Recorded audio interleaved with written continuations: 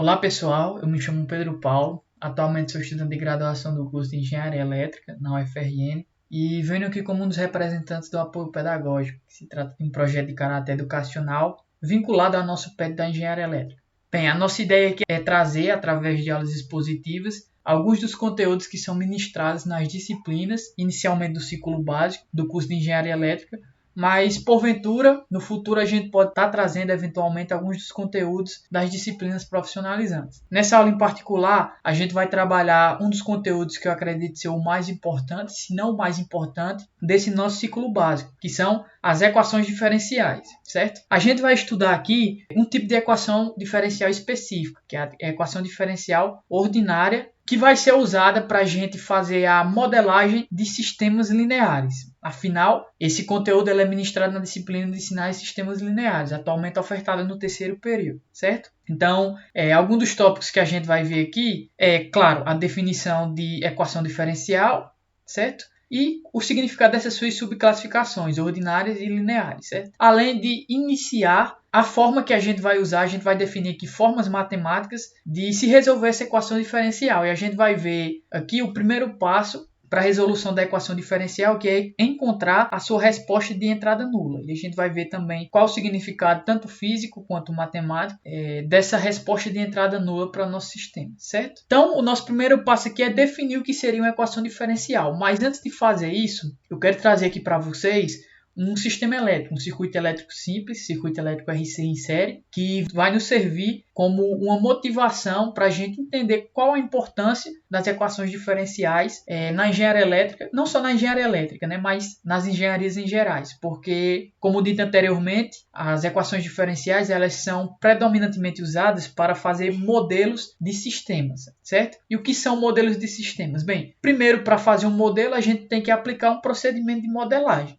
certo? Que vai nos resultar nesse modelo. O modelo nada mais é do que uma descrição físico-matemática dos nossos sistemas. E sistemas aqui vocês podem entender como qualquer entidade de natureza elétrica, natureza mecânica, térmica, química, por exemplo. Independente da natureza, o processo de modelagem nada mais é do que uma descrição físico-matemática desse sistema, certo? Então, para fazer um processo de modelagem, a gente tem que convenientemente trazer aqui leis físicas fundamentais que sejam suficientes para a gente descrever a natureza daquele modelo. Então, em termos práticos, no nosso circuito RC aqui presente, a gente vai se utilizar de leis físicas, certo? Tanto leis físicas quanto equações matemáticas, para a gente modelar esse sistema na tentativa de descrever o comportamento dele, certo? E o comportamento que eu quero encontrar nesse sistema específico, a tensão, que eu vou chamar de V, que está sobre o seu capacitor. Vocês provavelmente já devem ter pago a disciplina de eletromagnetismo,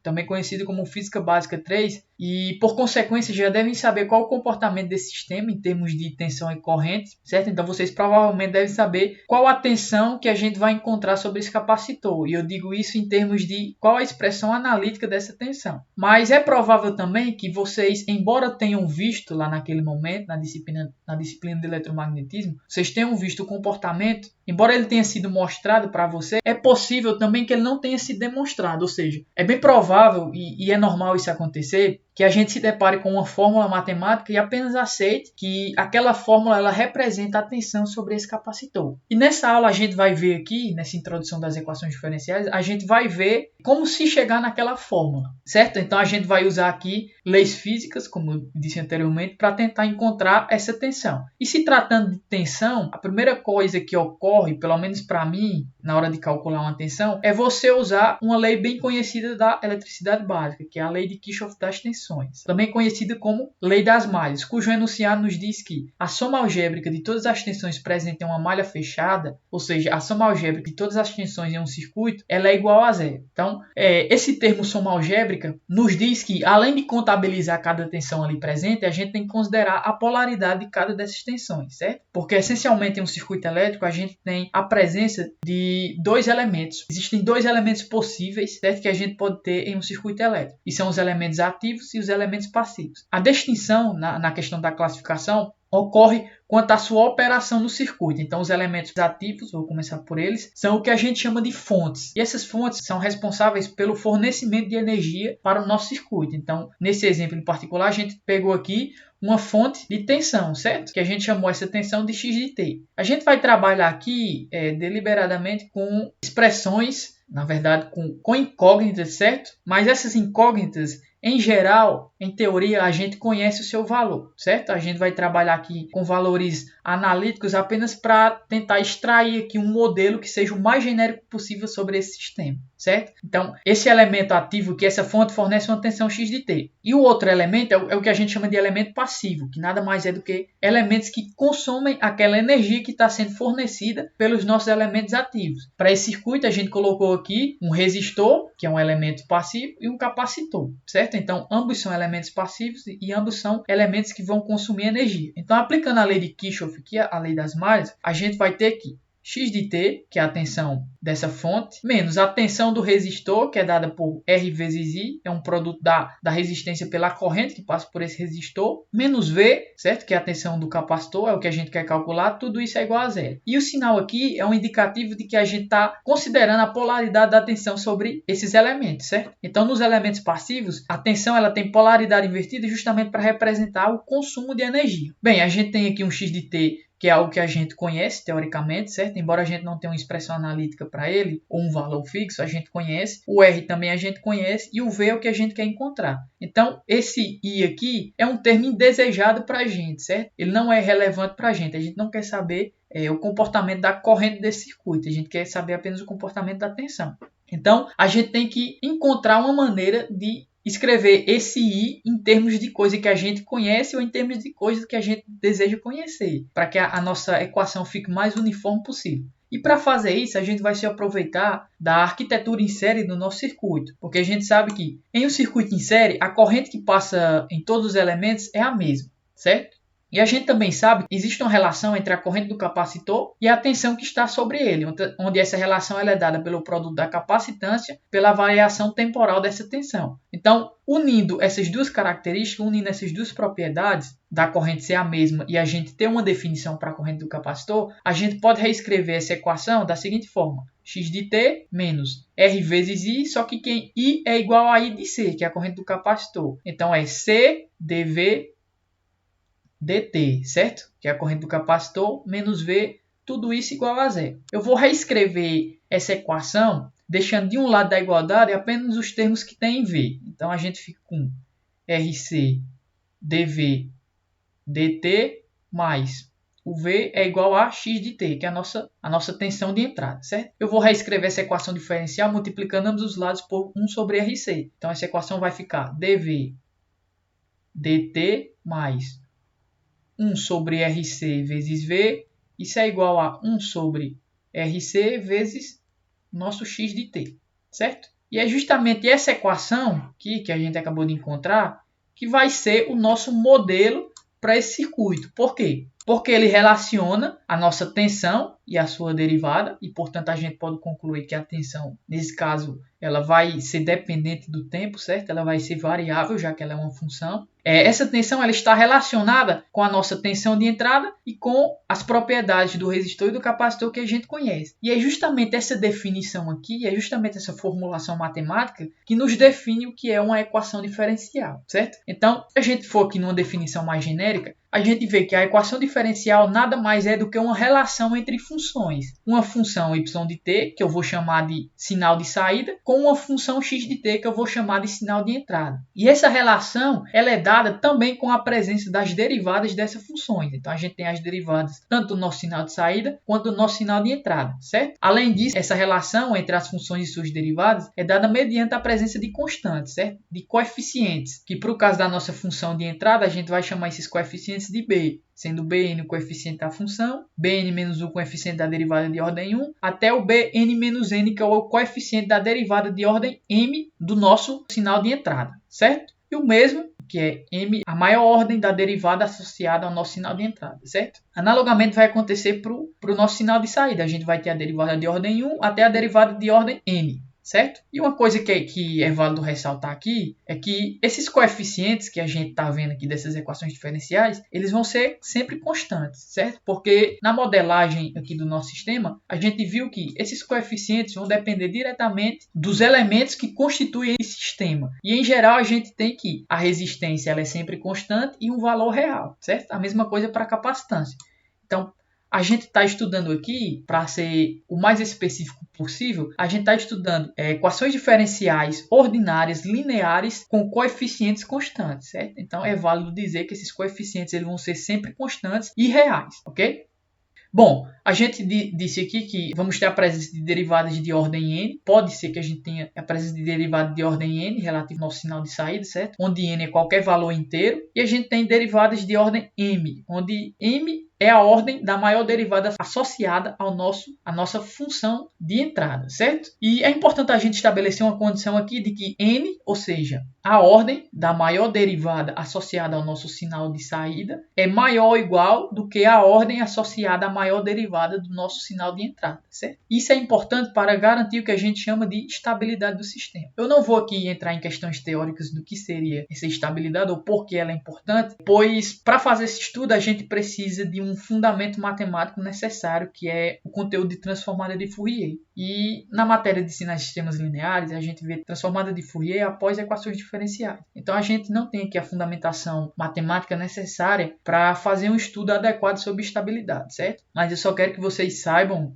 que essa condição ela deve ser obedecida. E em geral, para as equações diferenciais que a gente vai resolver aqui, e por consequência para os modelos eventualmente que possam aparecer, essa condição ela vai ser sempre obedecida, certo? Então, cá está dada a definição genérica, a formulação genérica do que seria uma equação diferencial, certo? Qual o significado desse termo ordinária? Porque afinal, como eu disse, a gente está estudando equações diferenciais de ordinárias lineares com coeficientes constantes. Se vocês se recordam bem lá do cálculo 1 e cálculo 2, vocês estudaram uma operação que possivelmente vocês vão ver ao longo de todo o curso, que é a operação de derivação, certo? No cálculo 1, a gente vê essencialmente derivações de funções de uma variável, enquanto que no cálculo 2 a gente vê derivada de funções de mais de uma variável. No cálculo 2 a gente dá o nome a essas derivadas de derivadas parciais, porque, de novo, elas são referentes a funções de mais de uma variável. No cálculo 1 a gente vê funções de uma variável, então essa derivada recebe o nome de derivada ordinária, certo? Então, equações diferenciais ordinárias são equações diferenciais que relacionam funções de suas derivadas, onde essa função e suas derivadas, elas se referem a modelos matemáticos, ou seja, a funções matemáticas de apenas uma variável. Em geral, para nível de aplicação, essa função ela vai ser dependente do tempo. Então, a nossa função aqui, as funções que a gente vai estudar, vai ser única e exclusivamente dependente de t, que é o tempo, certo? Então, essa é a definição geral de equações diferenciais ordinárias. Claro, a gente naturalmente pode ter equações diferenciais parciais, que se referem a equações de derivadas parciais, ou seja, de funções de mais de uma variável. Mas esse caso a gente não vai estudar. E de forma semelhante, a gente pode ter equações diferenciais ordinárias em que esses coeficientes eles não são constantes, eles são variáveis, certo? Então, existe aí uma gama de equações diferenciais, existem vários tipos de equações diferenciais que é possível a gente estudar. A gente está estudando uma equação diferencial, certo? Especificamente uma equação diferencial, que é as equações diferenciais ordinárias de coeficiente constante, certo? Então, essa é a definição geral. Então, agora a gente se pergunta, sabendo o que é uma equação diferencial, a gente se pergunta como resolver essas equações diferenciais, como encontrar uma solução, certo? E para isso eu vou recorrer aqui à equação diferencial do sistema que a gente acabou de modelar. Trazendo aqui um assunto que é bastante pertinente lá no nosso ensino fundamental e médio, que é o assunto de equações algébricas, a gente sabe que se eu tenho, por exemplo, uma equação algébrica do tipo x menos 3 igual a 5, por exemplo, deixa eu aumentar um pouco aqui o contorno desse lápis. Então, por exemplo, se eu tenho x menos 3 igual a 5 e eu quero resolver essa equação algébrica, a gente sabe que para resolver, a metodologia que a gente adota é vamos isolar a nossa incógnita, ou seja, o que eu quero saber em função daquilo que eu sei, então em função dos valores conhecidos. Como é que a gente faz esse processo de isolar nossa incógnita? Bem, a gente aplica operações aritméticas básicas, certo? Operações que a gente vai chamar de operações inversas, para a gente isolar essa incógnita. Então aqui a gente aplica a gente tem x menos 3 Como que eu tiro esse 3 daqui? Aplicando uma operação inversa à da subtração, que é a soma. Então, eu somo 3 dos dois lados da igualdade, porque o que eu faço de um lado da equação, eu tenho que fazer necessariamente do outro. Então, a gente aplica essa operação de modo que a gente pode isolar o 3 e que a gente tem uma soma de 5 mais 3, que é igual a 8, certo? Então, essa é a solução da minha equação algébrica. Essa é a metodologia que a gente usa para resolver equações algébricas. Mas será que isso é possível no caso das equações diferenciais? Certo? Será que é conveniente fazer esse tipo de operação? Antes de responder essa pergunta, a gente vai ver o princípio que a gente vai usar para começar a resolver equações diferenciais. Esse princípio ele se baseia numa propriedade chamada de propriedade da linearidade. Essa propriedade nos diz que se uma equação diferencial é linear, e em termos gerais as equações que a gente vai ver aqui serão lineares, dado que essa condição ela é satisfeita da linearidade, a gente pode particionar a resposta da nossa equação diferencial y de t em duas parcelas. Uma que a gente chama y0 de t, que recebe o nome de resposta de entrada nula, e a outra y1 de t, que a gente chama de resposta de estado nulo. Então, essas duas respostas elas vão compor a nossa resposta geral, certo? Mas antes de falar matematicamente sobre essa resposta, vamos tentar entender qual o significado de cada uma delas, certo? Resposta de entrada nula, o nome ele já é um pouco sugestivo, porque ele sugere para a gente que a gente está analisando a resposta do sistema quando a entrada ela é nula, certo? Quando a entrada ela é zero, ou seja, quando eu não tenho entrada no meu sistema. Então, eu estou analisando qual o comportamento do meu circuito, certo? Em termos de tensão, porque é a tensão que a gente quer calcular. Qual o comportamento dessa tensão quando a gente não tem uma entrada? E bem, é até contraintuitivo a gente pensar isso, é natural a gente pensar aqui. Se o nosso circuito ele é formado fundamentalmente por dois tipos de elementos, os elementos ativos e os passivos, onde os elementos ativos fornecem a energia e os elementos passivos consomem, então é natural a gente pensar aqui, se eu retirar o elemento ativo, que é a nossa fonte, por consequência, a gente não vai ter fornecimento do circuito, justamente porque os elementos passivos eles dependem dessa energia para funcionar. E, de fato, é válido a gente ter esse tipo de pensamento. Só que, nesse caso em particular desse circuito, esse pensamento se considera uma característica importante referente ao nosso capacitor, que é a capacidade que ele tem de armazenar energia, certo? Então, quando esse circuito está em pleno funcionamento, essa fonte ela fornece uma corrente, e essa corrente vai ser a responsável por distribuir a energia para o resistor e para o capacitor. No resistor, ela vai se dissipar, certo? Ela vai se transformar em calor através do efeito Joule. No capacitor, quando essa corrente passar por ele, vai haver aqui um acúmulo de cargas, certo? Nas suas placas, de modo que vai surgir internamente um campo elétrico aqui. E a gente diz que esse capacitor está armazenando energia no seu campo elétrico, ou seja, ele tem a capacidade de armazenar uma energia, que essa energia vai ficar estática, certo? Lá no seu interior, de modo que, após estar plenamente carregado, se eu tirar essa fonte, mesmo que eu não tenha um fornecimento externo de energia para esse circuito, o meu capacitor que está carregado, ele vai ser capaz de fornecer essa energia para o circuito, de modo que esse circuito pode funcionar sem problema algum, certo? Então, mesmo que eu tire a nossa fonte, é possível que esse circuito funcione, porque a gente tem aqui a presença de elementos armazenadores de energia. O mesmo aconteceria se eu tivesse um indutor, certo? O indutor também é um armazenador de energia. Embora seja contraintuitivo a gente pensar que esse circuito vai funcionar, é possível que ele funcione, dado que eu tenha energia inicialmente armazenada. Então, esse sistema ele vai funcionar única e exclusivamente sobre as condições iniciais, certo? Sobre energia que ele tem interna. Então, é possível que, de fato, esse circuito funcione, certo? Então, de fato, a gente pode ter uma resposta de entrada nula para o nosso sistema. Já a resposta de estado nulo, ela é justamente o oposto, ela é o oposto físico do que a gente acabou de analisar. Ou seja, a resposta de estado nulo, a gente vai calcular ela quando não tem energia interna nos elementos armazenadores de energia e quando a gente tem a presença de uma fonte, ou seja, a presença de uma entrada. Então, qual o comportamento do nosso sistema?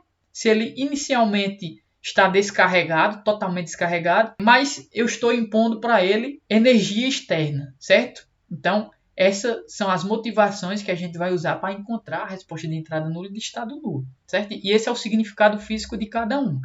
Então, dado o significado físico, a gente sabe que, e vamos começar pela resposta de entrada nula, a gente sabe que se eu quiser calcular, por exemplo, a resposta de entrada nula desse sistema, dessa equação diferencial, a gente vai ter que x de t deve ser igual a zero. Então, se eu considerar aqui entrada nula, certo? A gente vai ter que a equação diferencial vai ficar com essa formulação aqui, certo? 1 sobre RC, V, isso aqui igual a zero. Isso continua sendo uma equação diferencial ordinária com coeficientes constantes. Embora o lado direito dela seja igual a zero, ela continua sendo uma equação diferencial que tem essa formulação aqui que a gente viu. Certo? Porque lembrando, esses coeficientes eles podem ser iguais a zero. O mesmo se aplica para a função x de t, que é o caso. A gente está considerando que ela é zero. Então, isso aqui continua sendo uma equação diferencial que a gente vai ter que resolver. E essa equação diferencial, quando o lado direito dela é igual a zero, a gente chama de equação diferencial homogênea. Certo?